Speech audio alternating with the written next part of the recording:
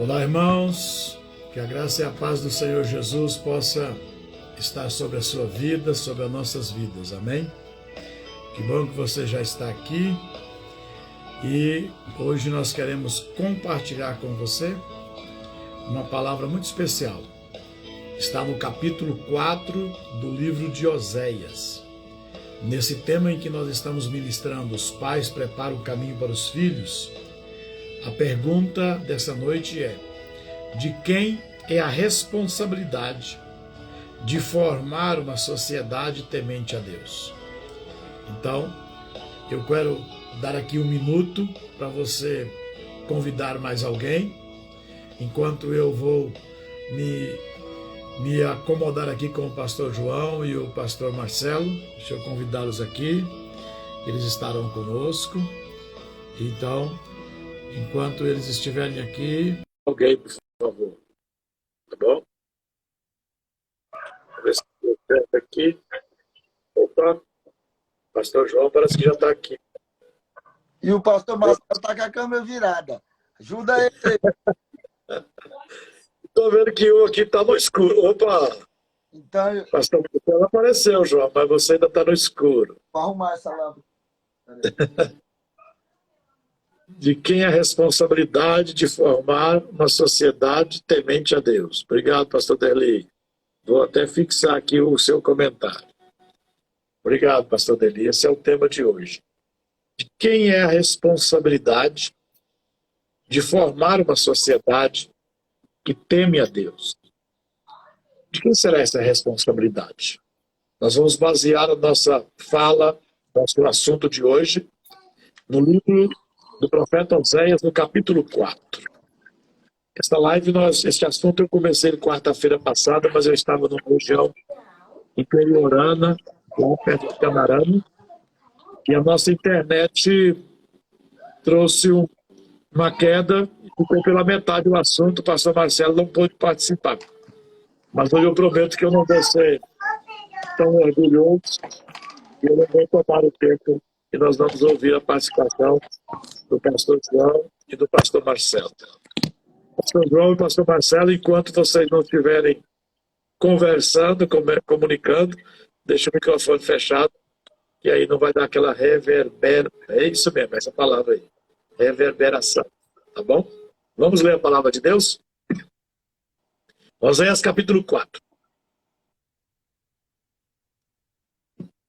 Diz assim o texto: ouvi a palavra do Senhor, vós filhos de Israel, porque o Senhor tem uma contenda com os habitantes da terra, porque não há verdade, nem benignidade, nem conhecimento de Deus na terra.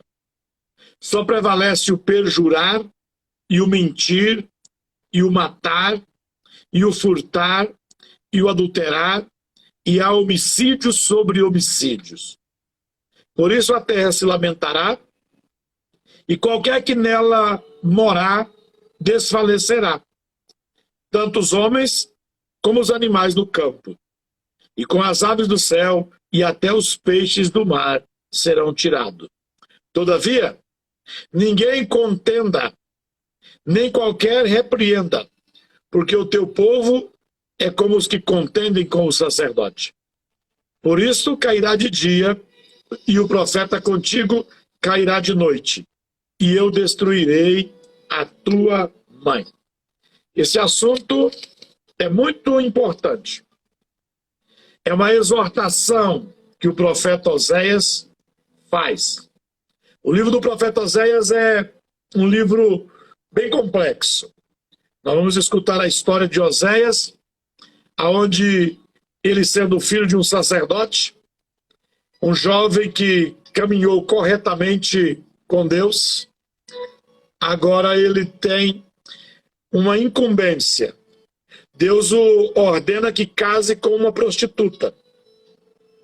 E a história é bem revés. Nem eu nem você tenho certeza que não gostaria de ter essa tarefa dada ao profeta Oséias. E quando nós chegamos no capítulo 4, então se você quer ter uma clareza maior sobre a vida, o casamento de Oséias, o que se pode fazer por um casamento. Está no meu canal no YouTube, eu preguei domingo agora sobre a esposa de Oséias. Eu acho que eu dei um choque em muita gente, né? Eu estou recebendo comentário até hoje de alguém chegou e disse: pastor, o senhor destruiu comigo, o senhor acabou comigo. Não, nós precisamos, de fato, se somos casados, amar nossas esposas, amar os nossos maridos. Se nós somos pais, devemos de fato amar os nossos filhos. Se nós somos filhos, devemos de fato amar os nossos pais. Se somos cristãos, devemos de fato amar a Deus, amar o próximo. E muitas vezes vai exigir de nós não apenas um relacionamento apenas cordial, vai exigir de nós sacrifício. Nós precisaremos talvez sacrificar mais do que estamos dispostos, ir mais além do que nós já fomos, aplicarmos mais dedicação, sermos mais autênticos na aplicação do amor, estar dispostos a disponibilizar não só força física, não só força sentimental, não só pensamento, mas até mesmo sacrifícios de oração, sacrifícios de jejum, sacrifício de abnegação, sacrifícios financeiros, ofertar pelos nossos relacionamentos, ofertar pelos nossos filhos. Alguém essa semana quis conversar comigo e ele queria saber qual era a oferta que ele poderia fazer pelo filho de alguém que ele pudesse resgatar aquela pessoa. Eu disse a ele: olha, o que você quer fazer por essa pessoa, eu lhe garanto que já lhe foi feito. Apenas ore por ela. Mas não existe uma oferta que eu possa mudar isso. Eu falei: a oferta não é para mudar o quadro atual. Porque se nós observarmos a palavra de Deus, requerente aos sacrifícios que devemos fazer pela nossa família, pastor João, pastor Marcelo, você vai perceber que ela tem ofertas de 0 a 5 anos. Ofertas de apresentação, oferta de resgate, oferta de santificação, oferta pelo pecado, antes da criança ter 5 anos de idade. Depois a Bíblia vai nos dar princípios de uma oferta que se faz entre 5 e 20 anos. Depois entre 20 e 60 e acima de 60 anos. Hoje nós ofertamos muitas vezes para uma oferta de resgate, quando na verdade nós não precisaríamos estar resgatando pessoas agora. Se nós estivéssemos obedecendo um princípio, essas pessoas jamais teriam caído, jamais teriam resbalado, jamais teriam fracassados. Então, eu queria chamar a sua atenção. Nós estamos incumbidos. Eu quero fazer essa apresentação aqui e eu quero dar a oportunidade aos meus colegas para também falar. E depois nós vamos discorrer o texto. Não há problema se eles já entrarem no texto também, porque eu sei que eles estão afiados aí, né? Eu acordei essa manhã, pastor João, pastor Marcelo, eu não disse isso a vocês, mas eu deixei escrito aí na descrição do convite para a live.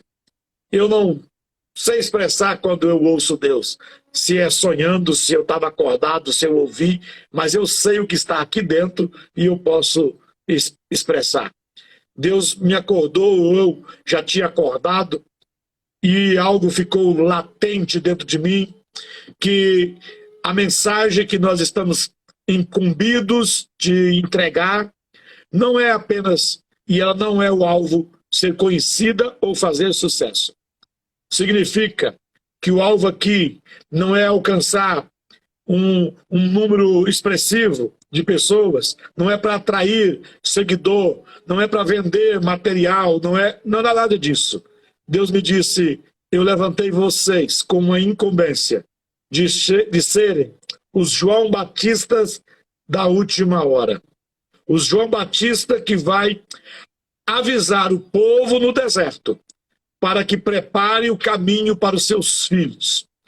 Porque o avivamento vai acontecer com a geração que estiver preparada, não como uma geração restaurada. Nós somos agentes para preparar a geração que vai poder receber com muito ímpeto, com peso de glória, com a presença real do Senhor, os nossos filhos. E para isso, Deus tem nos chamado muita atenção. E eu queria chamar a sua atenção. Dê atenção ao que nós estamos falando. Refale o que estamos falando a outrem. Conte o que Deus está requerendo de nós como pais nessa última hora. Nós precisamos levar os nossos filhos a conhecer a Deus. Não basta termos filhos na igreja e na adolescência eles serem marcados por alguma experiência com o pecado. Nós precisamos levantar, e é responsabilidade nossa, levantar uma geração que vai caminhar infância, adolescência, juventude, velhice, até o final da vida.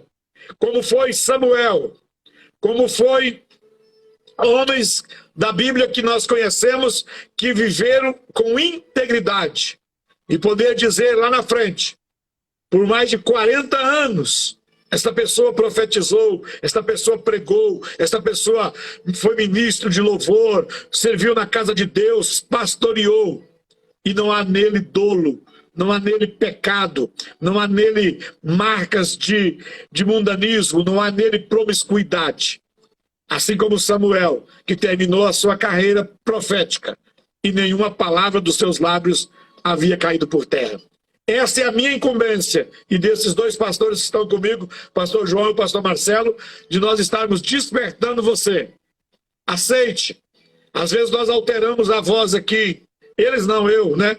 Não é por falta de educação, não é por falta de ética, não é porque eu não conheço a hermenêutica ou a exegese, isso eu também conheço. Mas é para que você acorde. Pais, nós precisamos preparar o caminho para os nossos filhos. E se você continuar nos ouvindo, nós vamos ministrar palavras aqui toda quarta-feira, até o mês de dezembro. Em dezembro nós vamos ter, do dia 8 ao dia 11, uma conferência aqui. Esses 4 dias, nós vamos impactar você.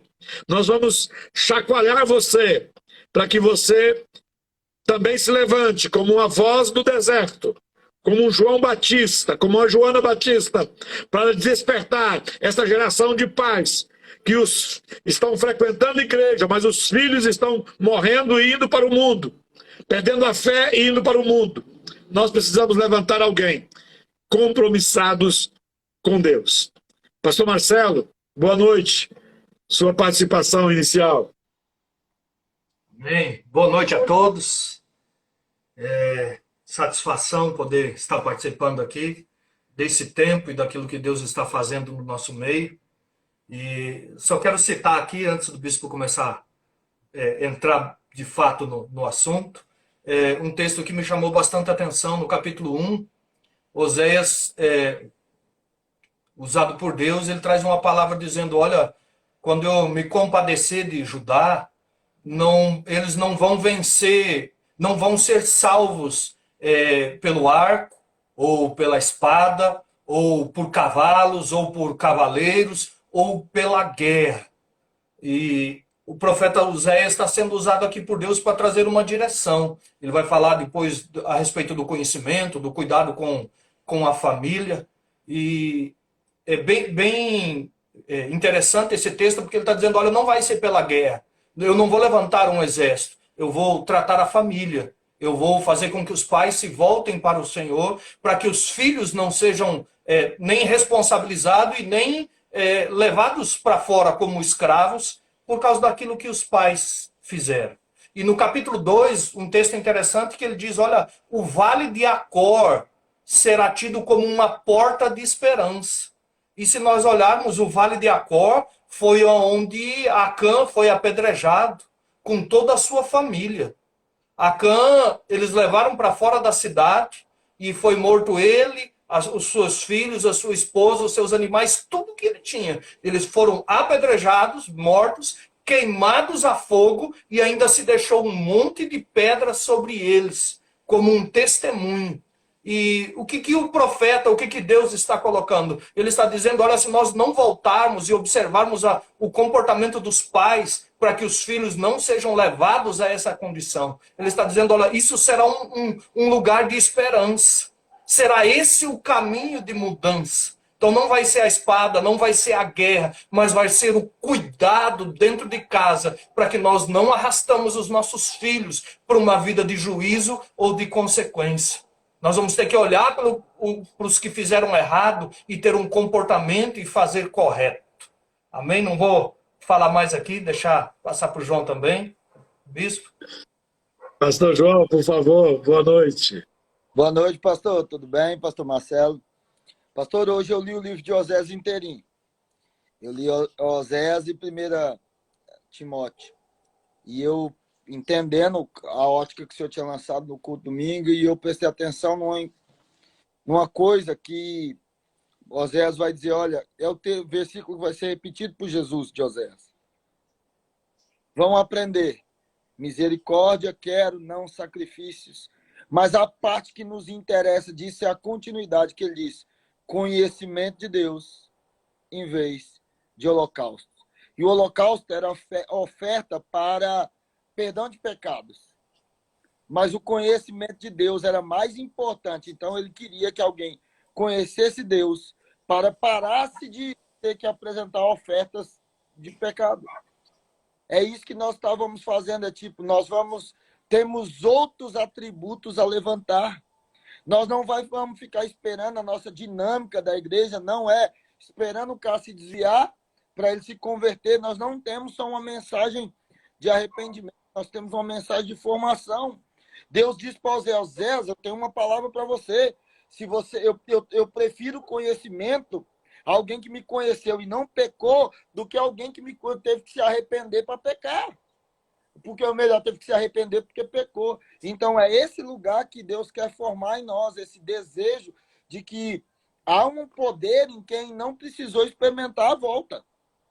Sabe? É eu dizer, eu nasci aqui e eu continuo sendo consumido. Pastor, só para encerrar, nós vamos levantar uma geração que vai provar para o mundo que o evangelho não é enjoativo. Porque conheceu ele de verdade. Então ele não vai poder... Eu experimentei o evangelho por 15 anos, morri crente. Não. Eu vivi por 100 anos. E eu continuo temendo a Deus. Não me desviei um dia fora. Os meus filhos estão aqui, os meus netos estão aqui. Então nós vamos levantar quem conhece a Deus e não precisa de holocausto. Glória a Deus. Obrigado, pastor João, pastor Marcelo. Eu sei que não precisaria eu sei que cada um de vocês aqui tem algo aqui para encher. Mas nós vamos ficar nesse texto por algum tempo. Nós vamos voltar nele outras vezes. O que me chamou a atenção esses dias que eu estou estudando o livro de Oséias, pastor João, pastor Marcelo, foi capítulo 2, versículo 20. E desposar-te-ei comigo em fidelidade, diz o Senhor. E conhecerás o Senhor. Opa, olha o que ele está dizendo.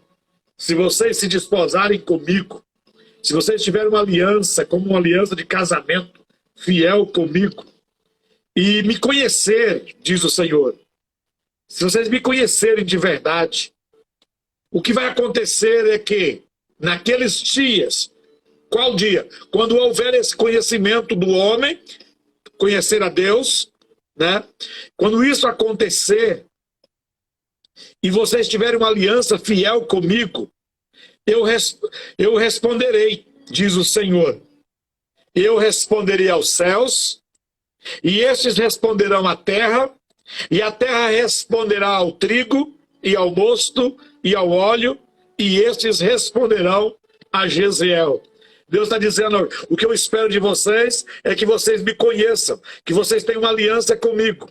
De tal forma que quando isso for verdade, naqueles dias, quando esta aliança for verdadeira, quando essa aliança for de fidelidade e houver um conhecimento, então vocês falam comigo Eu falo com o céu fala com a terra vai enviar o mosto, o azeite, vai enviar a prosperidade, vai enviar a saúde, vai enviar a riqueza, vai enviar a bênção, vai enviar a alegria, não vai faltar coisa alguma. Por quê? Porque ele diz, sacrifício não é o que eu pedi, eu quero que vocês me temam, e o temor do Senhor só acontece quando eu conhecer ao Senhor. Não há como temer a Deus sem conhecê-lo. Eu preciso conhecer para temer. Então, ele quer conhecimento ao invés de sacrifício. Ele quer muito mais que nós nasçamos, cresçamos e envelhecemos sem conhecer o pecado, sem participar do mundo. Essa será uma geração que vai impactar a nação e as nações da terra.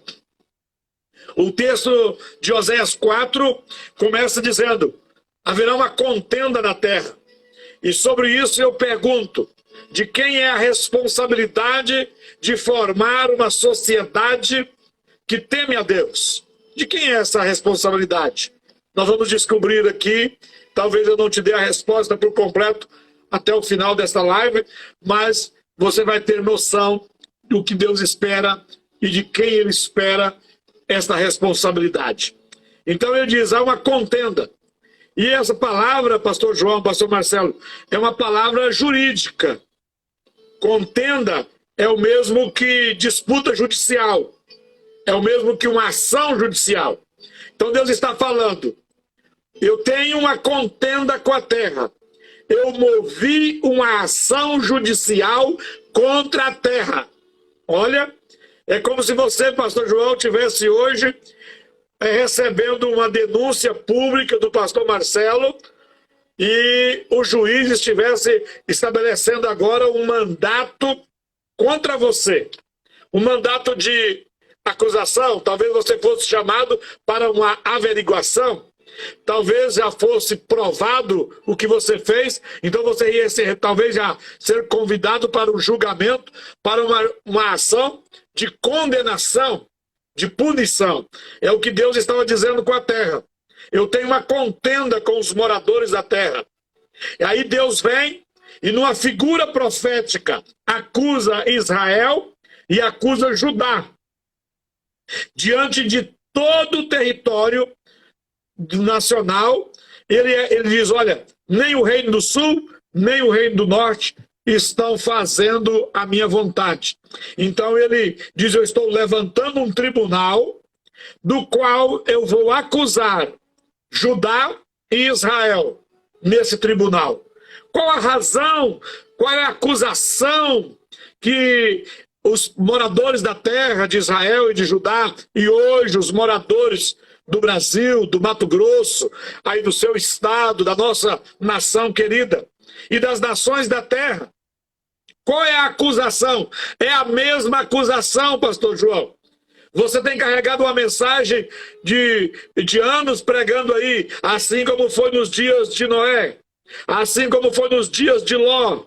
Então, o que aconteceu lá, os homens estão repetindo aqui, e as sentenças serão as mesmas.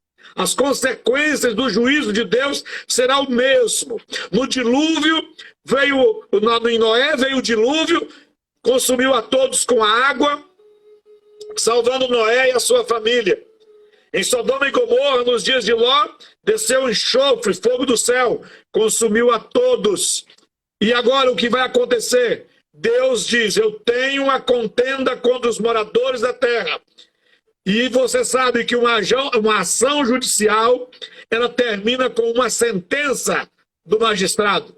Ela termina com a batida do martelo e uma sentença da boca do juiz, baseado nas suas próprias leis, ou na lei do país, qual seria a sentença.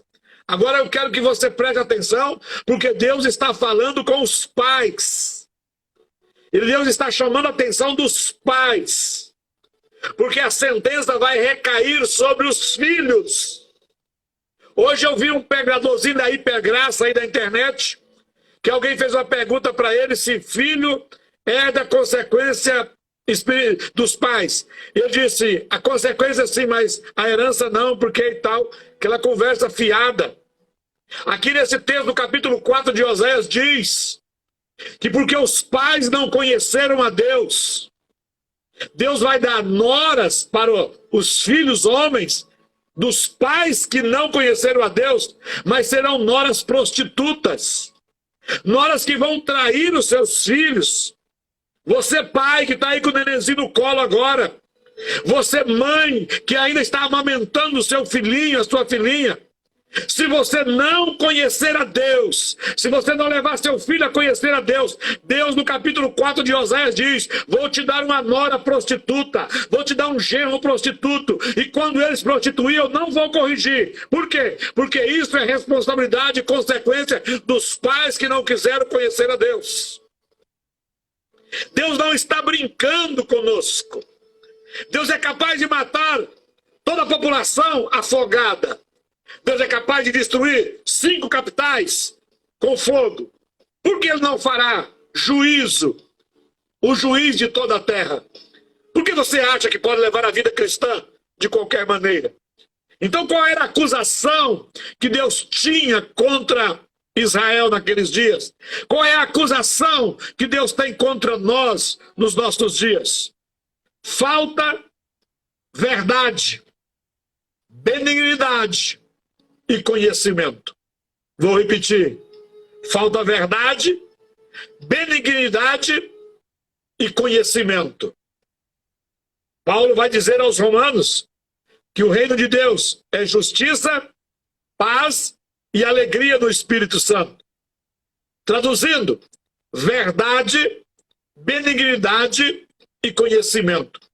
Se nós não entrarmos no reino de Deus, se nós não levarmos nossos filhos a participar realmente do reino de Deus, a acusação, a ação judicial, a contenda que Deus tem contra a humanidade vai cair sobre nós. E de quem é a culpa? Dos pais que negligenciaram os mandamentos do Senhor. De quem é essa culpa, pastor? Essa culpa foi formada por eles terem negligenciado. Foi formada uma sociedade onde não havia elementos éticos, morais suficientes para agradar a Deus. Nós vivemos hoje nas famílias, e na maioria das famílias falta elementos essenciais, pastor João, pastor Marcelo, elementos éticos, elementos morais suficientes para agradar a Deus. Falta santidade nas famílias, falta verdade nos lábios em quase toda a família, falta justiça, falta integridade, falta pureza, falta o homem, fugiu a palavra, sermos homens verídicos. Estou estudando a palavra de hombridade. Isso, falta hombridade. Obrigado, pastor João. Na maioria dos lares, Deus está com uma contenda contra as famílias, contra eu que sou pai, contra você que é pai, e Ele está dizendo: olha, vocês não me conheceram, não levaram seus filhos a conhecerem a mim, eu estou levantando uma ação judicial e eu vou penalizar vocês. Porque quando eu olho para as famílias, a célula máter da sociedade, a célula principal de uma igreja é uma família. Quando Deus olha para uma família, Ele encontra homossexualismo, lesbianismo, roubo, sonegação, mentira, adultério, todo tipo de promiscuidade, de inverdade, de injustiça. E Deus disse: eu vou ter que punir. Mas não vou punir família por família. Eu vou punir a todos, porque falta isso em toda a terra. Então, e o que prevalece? Deus olha para a terra e diz: olha, o que está prevalecendo nesses dias é o perjurar, é o mentir, é o matar, é furtar, é adulterar, e homicídios sobre homicídios. Ele cita aqui, pastor João, dos 10 mandamentos, 5 que estão sendo visivelmente negligenciados entre o homem e o seu semelhante. Que tipo de cidadãos nós, os pais, estamos formando? É uma pergunta. Ela é para mim. ela é para você. Que tipo de cidadão os seus filhos vão ser amanhã? Você vai ter um filho num altar reconhecido como um homem de Deus? Ou você vai ter um filho no presídio pregando para reconciliar os outros? Porque ele também foi reconciliado lá no presídio.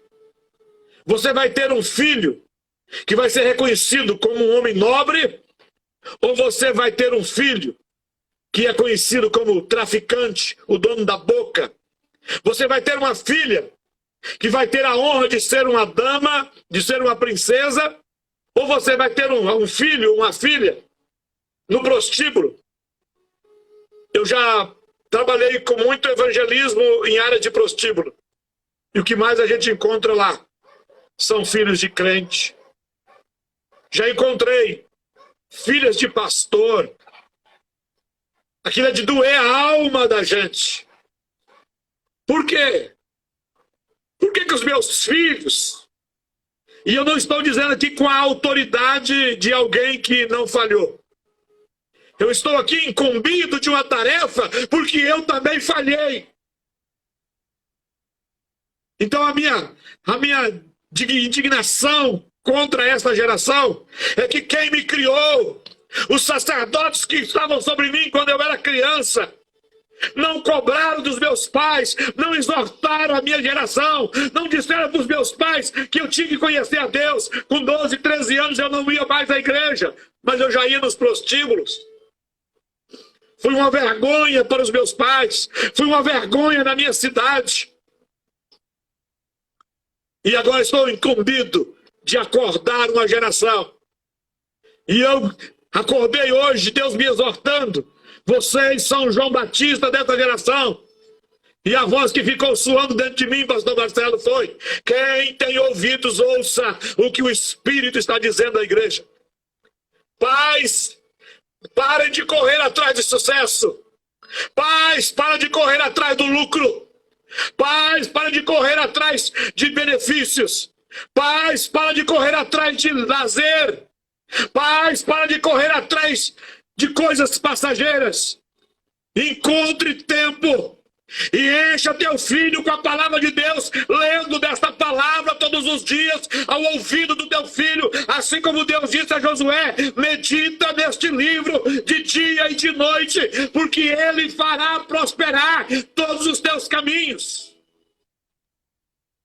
Nós achamos tempos para tudo. Conheço mães que estão na academia da madrugada para terminar, para diminuir a barriga, porque ficou a barriguinha depois de dar à luz. Não vai adiantar você ter um corpinho bonito para agradar seu marido, se na adolescência o seu filho for para o inferno, porque você não teve meia hora por dia para ler a escritura para o seu filho. Cuidado! Deus tem uma contenda contra esta geração. Uma geração que só prevalece o pecado, só prevalece o mentir, o roubar, o adulterar. Que Deus tenha misericórdia de nós. Nesse contexto aqui, a responsabilidade era dos pais, que não inculcaram a palavra de Deus no coração dos seus filhos, conforme Deuteronômio capítulo 6, a partir do versículo 5. Eles tinham a responsabilidade, mas não assumiram a responsabilidade.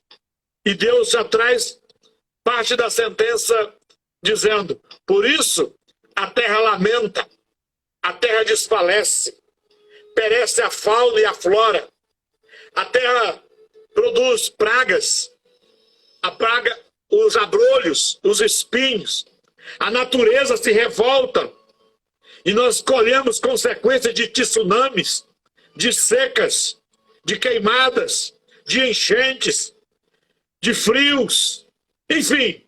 Nós estamos vendo a terra manifestando a ira do Senhor contra a ação dos homens.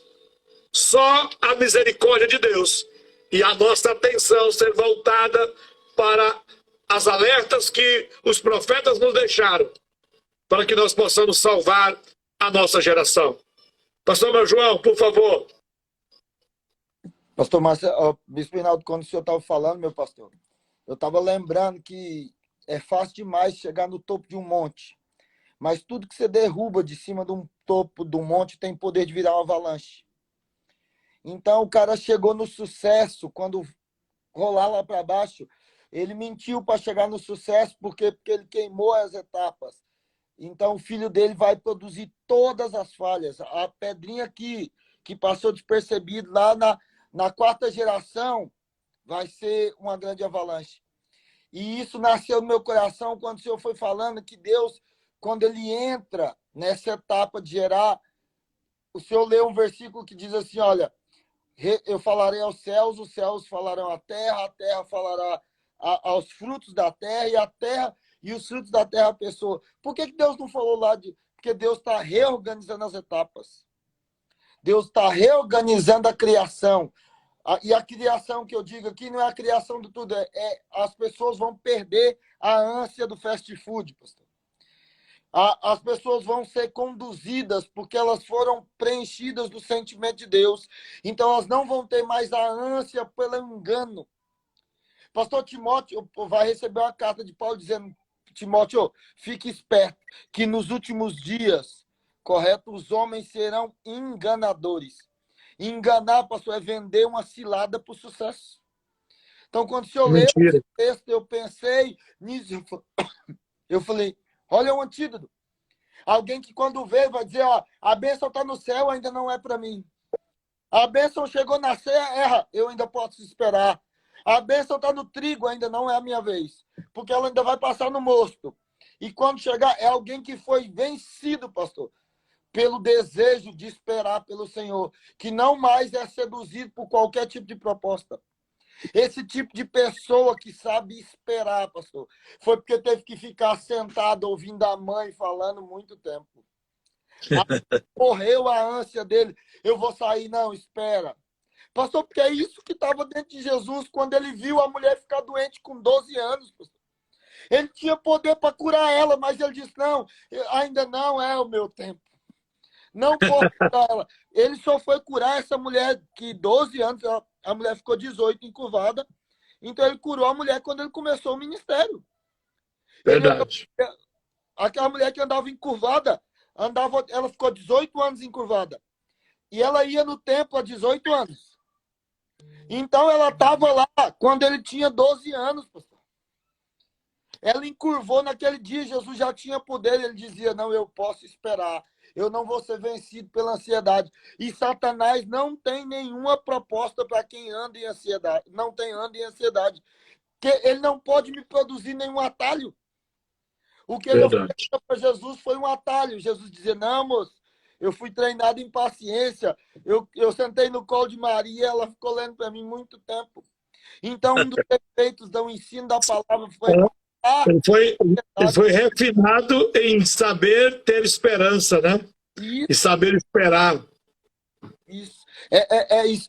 Ele vai sentar no colo, vai dizer, ó, eu não tenho nenhuma proposta. Por quê? Porque eu não corro atrás da bênção. É ela que tem que chegar até mim. Se eu tiver que estender a mão para pegar ela, eu não vou atrás. Por quê? Porque eu fui treinado para que a bênção chegue. Então, pastor, alguém instruído pela palavra de Deus, uma geração instruída é quem venceu a ansiedade e ele não tem mais pressa. Ele diz, não, eu estou cumprindo o princípio, a bênção vai ter que acelerar. Se ela está chegando sempre um dia depois, a bênção é porque é a bênção que está errada. Eu não vou me mover por causa disso. Pastor João, perdão de eu te interromper. Essa semana passada, eu falei com uma moça por mais de 2 horas, eu acho, numa chamada aqui no WhatsApp de vídeo. E eu entrei num assunto que eu espero que o Espírito Santo faça ele voltar à minha mente, porque eu fui falar sobre avivamento para aquela menina.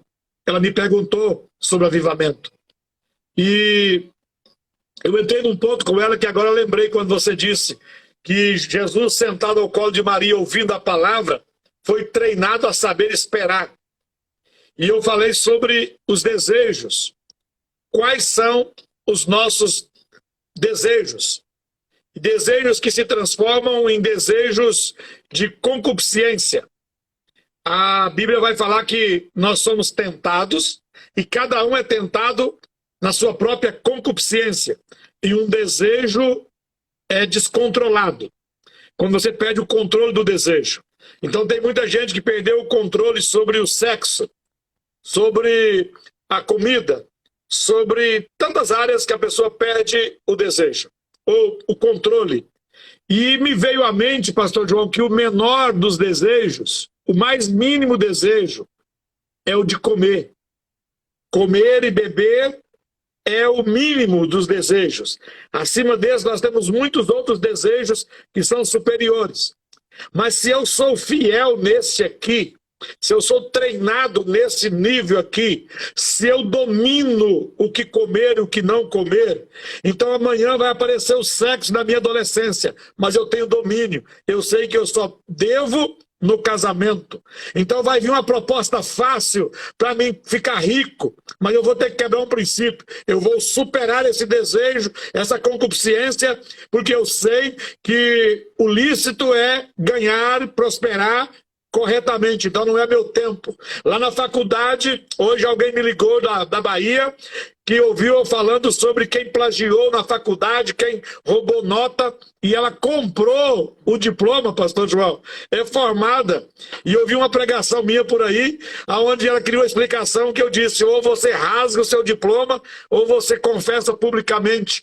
Então alguém que vai ter a oportunidade de plagiar, de falsificar um documento, uma prova, ele não vai fazer, por quê? Porque ele foi treinado no comer.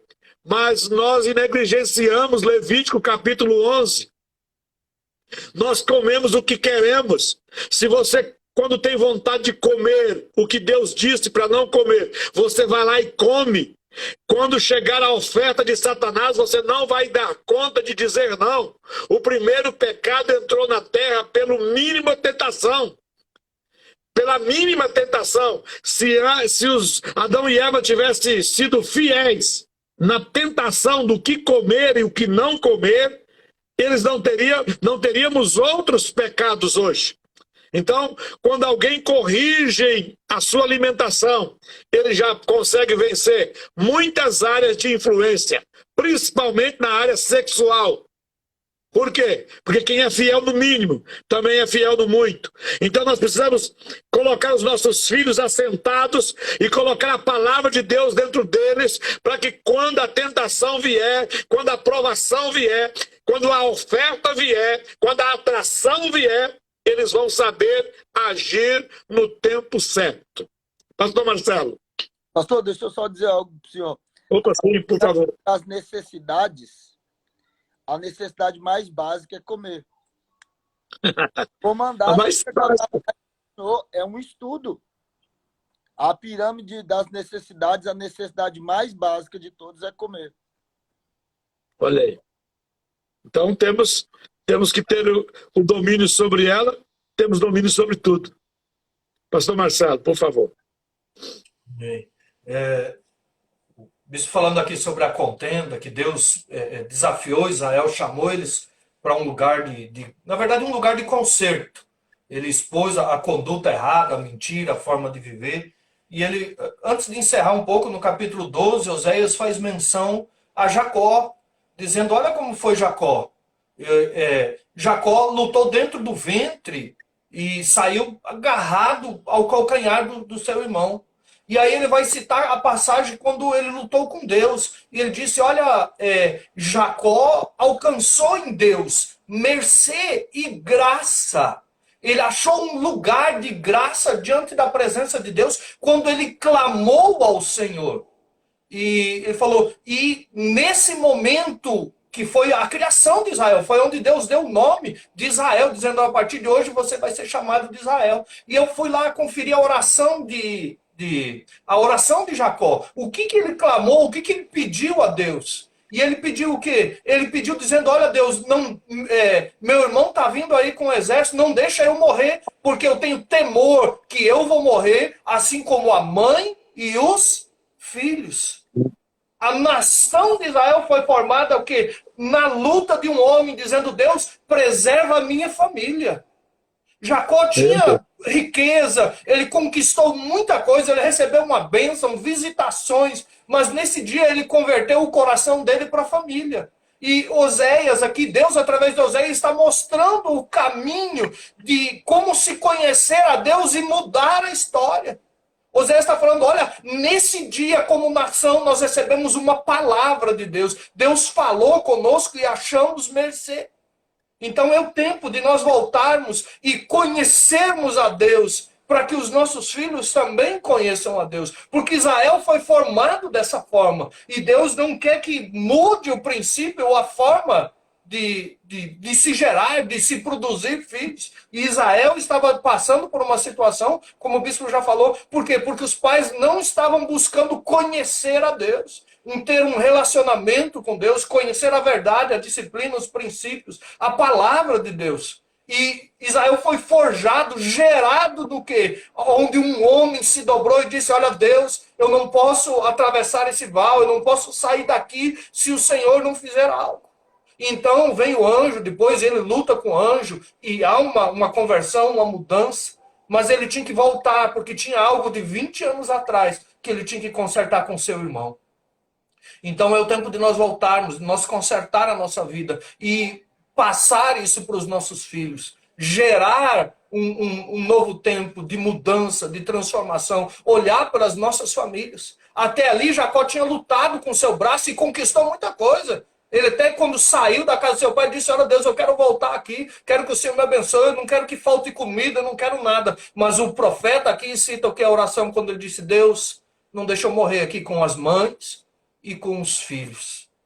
E então é o tempo de nós voltarmos, cuidarmos da nossa família, onde o foco não vai ser as coisas ou qualquer outra coisa. Ele consertou uma mentira lá, que ele fez com seu pai. Ele enganou e mentiu. E o tema que o bispo está colocando aqui era um conserto de mentira, de engano, lá de trás. Jacó fazia 20 anos, mas chegou o dia do acerto. E o maior problema não era nem o irmão que estava vindo. Na cabeça de Jacó era, mas era o anjo que Deus havia enviado. E se ele não tivesse voltado o seu coração para a sua família, ele não seria o precursor. Ele tinha ficado ali, acredito eu, com toda certeza, porque era tempo de juízo para Jacó. Deus deu 20 anos e ele não consertou. Mas agora ele olhou para a família e disse, Deus, não deixa os meus filhos ir. Então o anjo não pôde tocar. Feriu na sua coxa para deixar uma marca, mas foi uma marca de conserto. E é isso que nós precisamos hoje, como sacerdotes, carregar uma marca de conserto pela nossa família. Amém. Amém, pastor Marcelo. Deus abençoe. Eu queria encerrar por aqui, deixando uma exortação a você. Leia o capítulo 4 de Oséias.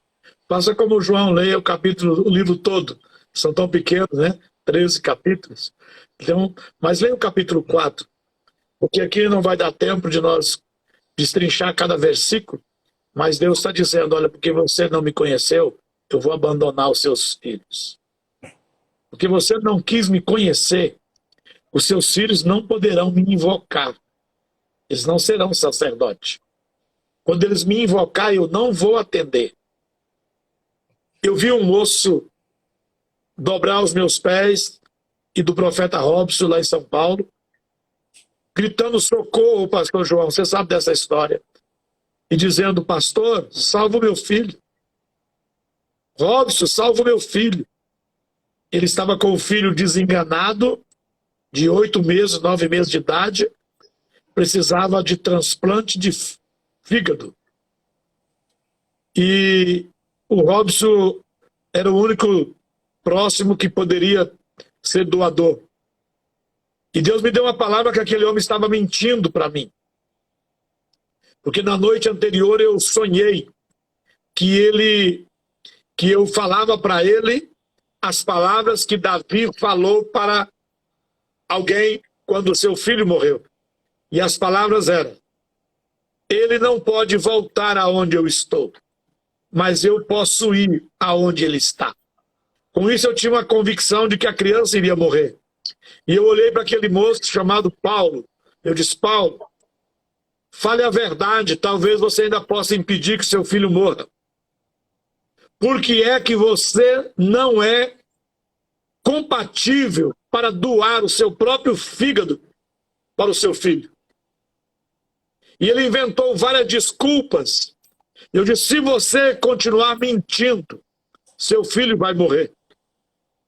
E ele disse, é porque eu sou usuário de droga. Irmãos, ele não precisava ter usado droga ontem.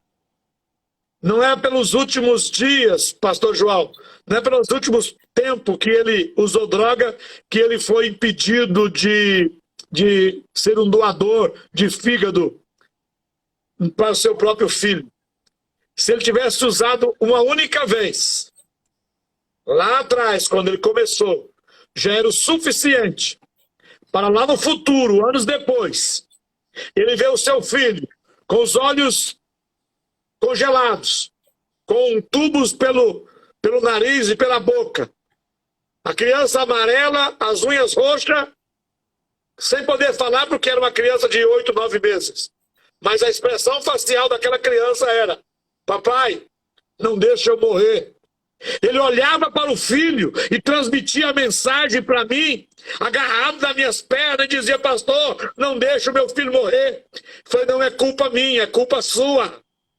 Foi você que foi usar droga.